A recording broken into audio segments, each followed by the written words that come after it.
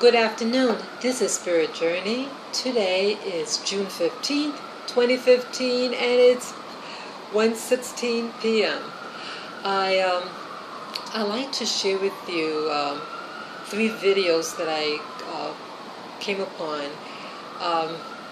They were, let's see. Well, the first one is the one that's really of issue, which made me want to do this video.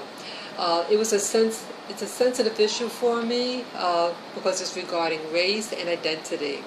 And I've mentioned in other videos that I've done that I'm a black woman of mixed ancestry. I even shared my DNA results with you guys. I always was aware of this duality of me, and that it was very hard for me to socially navigate in the black and white world. And but now that I'm interested in my spiritual development, race really has nothing. Race is a man-made construct, and really doesn't fit in the picture of true spirituality that I would like to pursue and develop. But again, it is a race is still an aspect of me because I am living, in this world. But I wanted to share with you the three videos, and each one is addressing different aspects of race and identity. Race could be identified based on someone's looks, or race or ethnicity could be based on what one is raised into. Let's say someone is adopted, they know they're adopted, and the community know they're adopted, and they're from a different background of that community that they're living in, but they embrace the culture, they're raised in it, maybe they speak the language or the religion, all that, So again, race has different components. Race and nationality and identity has many different components. But initially, the first video that I want to show you, there is an update regarding this particular person. Her name again is Rachel Dolenzal. I'm not sure the pronunciation. She initially looked like, on the video that I first saw, looks like what they would call a light-skinned black woman, and she has bushy hair like me, so I see someone with hair like mine. I said, okay, a mixed race person, She does have blue eyes, but I've met people with, blacks that have blue or green or gray eyes or light brown eyes. So, that's nothing new. But since my initially seeing the video for the first time, there has been news update on this particular person, Rachel, who is president of the Washington branch of the Spokane, Washington branch of the NAACP, and I just found out about an hour after watching the first video that she resigned from her position due to allegations that she is a fraud, that she lied about her identity. But initially I thought she just, because she looked to me, like a mixed race, and, maybe the parents I thought initially maybe the parents were hiding their own identity, and because you have instances, you have parents who look one way, and their biological kids look like another group, and so I thought maybe that might have been a component, and that maybe the girl just had political enemies. But this may not be the case, and she might be just a fraud. But again, my initially thinking, she's just a light-skinned black person, and how one wants to identify themselves based on cultural identity or their physical traits. So I'm going to show you the video regarding the NAACP leader who I just found out resigned. Okay, this video is before she actually resigned. Okay, so let me just play it now. I'm going to move my tablet and show you on the screen on my laptop. You just turn it on. Okay. You know, if I was asked, I would definitely say that yes, I do consider myself to be black. But Dolezal's biological parents say she's living a lie. Our daughter is primarily German and Czech, and of European descent. These are parents. So she's white. Caucasian. She's white. Ruth Ann and Larry Dolezal, who live in Montana, say their daughter has always identified with the African American culture. Her adopted siblings are black, but they say the way she looks now isn't what she looked like when she was young. Okay, she looks like a black girl. Freckle-faced girl. Yes, Rachel is a master artist, and so she's able to disguise herself and make her appearance look like any ethnicity. What would you say to those who are questioning your ethnicity?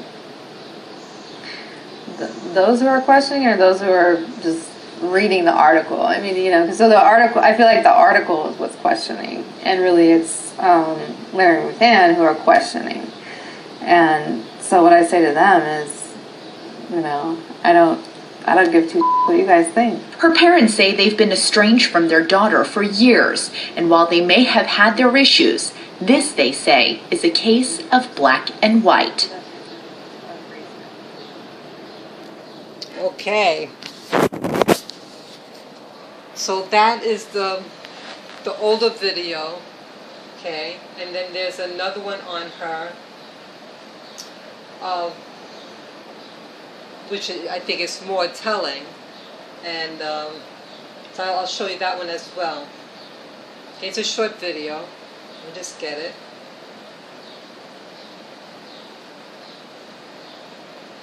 Okay. I don't understand. I'm back up a little bit. It all came crash. African American?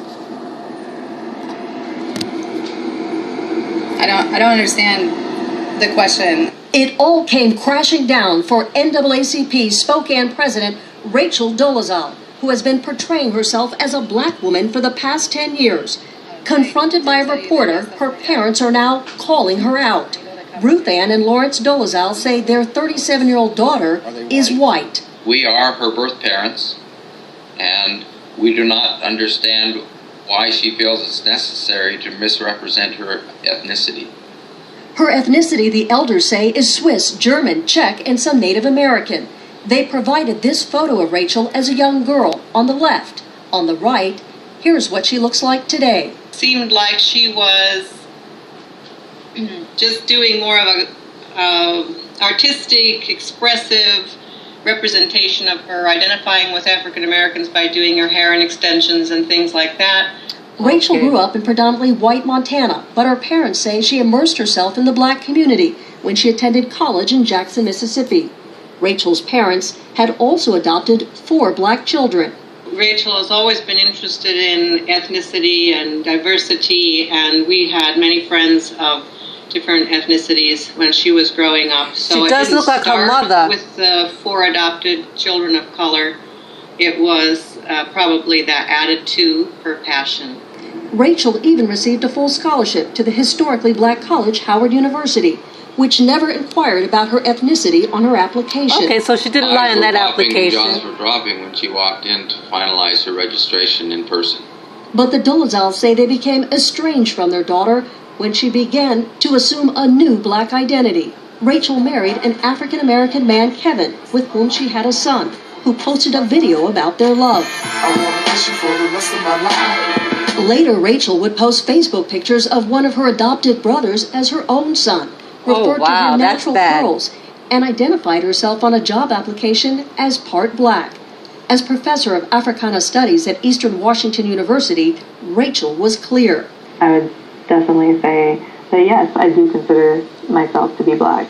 But it was the questionable death threats and reported hate crimes against Rachel and her family, which led to an investigation and questions about her race. In January, the Spokane chapter of the NAACP posted a picture of Dolezal standing beside this black man who Rachel claimed was her father. She said he couldn't visit Spokane because he was battling lung cancer. Is that your dad? Yeah, that's my dad. Wow. So, is she just being a social chameleon? That is. I thought initially. Spokane? The Spokane NAACP. I'm sorry, my apology. I thought initially, with the video they had the black man that she claims is her father. So I thought maybe, the mother, might have been involved with the black man and produced a daughter, and the parents covered it up. But she did resign, and wow, it's something. They show other pictures on the internet, and she had blonde hair, and it looked straight. So I just thought maybe in those pictures when she was young, that she straightened her hair as a kid, and then when she became an adult, she curled it. When she straightened as a child, and then as an adult, she just left it natural. That's what I assumed. That's what I thought it might have been. But the parents say she puts in extensions in her hair, and yeah, it looks like she has some type of extensions, in the newer videos. So I thought that was very telling. But before that came to light, there were two other videos, different people, and I thought her story might have been similar to this other person that I want to now show you. She is the second person is a female who who was raised in the Jewish community, New York Jewish community, but her story is a little different. She was actually she is of mixed heritage. The mother did have an affair with a Jewish mother. She had an affair with the black man while she was married, and she conceived, and it was all they were in denial. The mother and the father, not the biological father, but they all pretended that nothing happened. So I'll show you that video. Let's see. I'm going to put it to the beginning. Okay.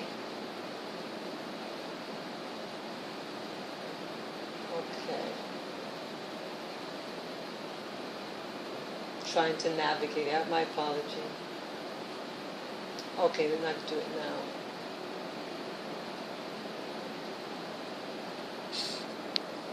Okay, should do it now. I come from a long line of New York Jews. I grew up in a world of synagogue, Hebrew school, bar mitzvahs. So it never occurred to me that I was passing. Her name is Lacey Schwartz. I wasn't pretending to be something I wasn't. I actually grew up believing I was white. That's her. Show us how you can stand on your side. Oh, that's terrific. As a child? How do you do that? We lived almost picture-perfect kind of life for a while. This is the biological mother? So when Lacey decided she was going to tell the story, I was a little nervous about it. If you look too closely at it, it didn't make any sense. Okay, so we found ways to see what we wanted to believe. I always looked at you like you looked black. To me, you're just like a Jewish kid who, I don't know. White people will think anything. The crazy things. I'll know white people for a long time. This is her friend. Today's the day. We did it. It really is the power of denial. That's the mother. How the hell did anybody mother and daughter not acknowledge this? It just seems like this 600-pound gorilla in the room to kind of just refuse to see it. When it came time to apply to college, I had to check a box. The only box I had ever known was white, so I just didn't check anything. And based off a photograph, I was admitted to college as a black student. And I was afraid of not being a part of the world that I'd grown up in anymore. If I could have done my life differently, there are a lot of things I would have done differently, but in the end, not really. You know, the fact is that whatever happened with you and Daddy, and that inability to talk about things, that is what I carry on. Nobody talked about everything because it was all secrets. That's mother-daughter.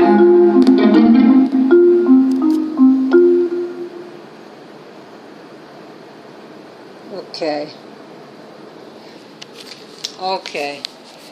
So that story, the mother had an affair, and that daughter was produced. She has a light tan complexion and crinkly hair, and she does tan well, but she was accepted in her Jewish community. She was bat mitzvahed, and etc. When she went to college, the college said, okay, she looks black, so they identify her as black.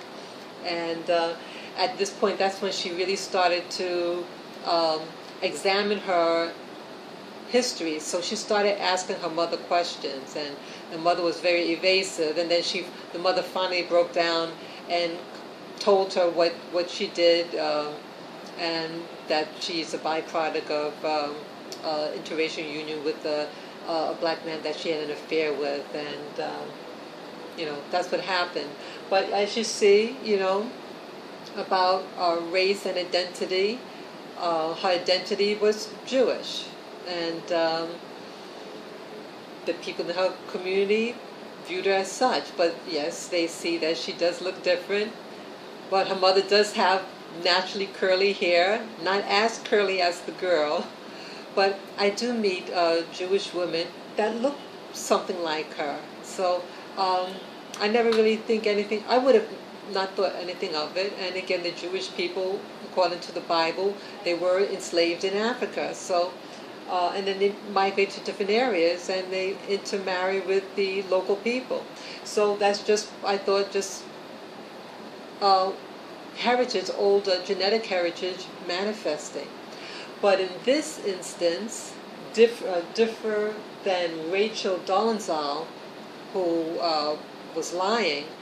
This woman, she just wasn't told by her parents what her real history was, So that's second story. The last story is of a man who is from Egypt. And I have been in Egypt, and Egyptians come my color and darker.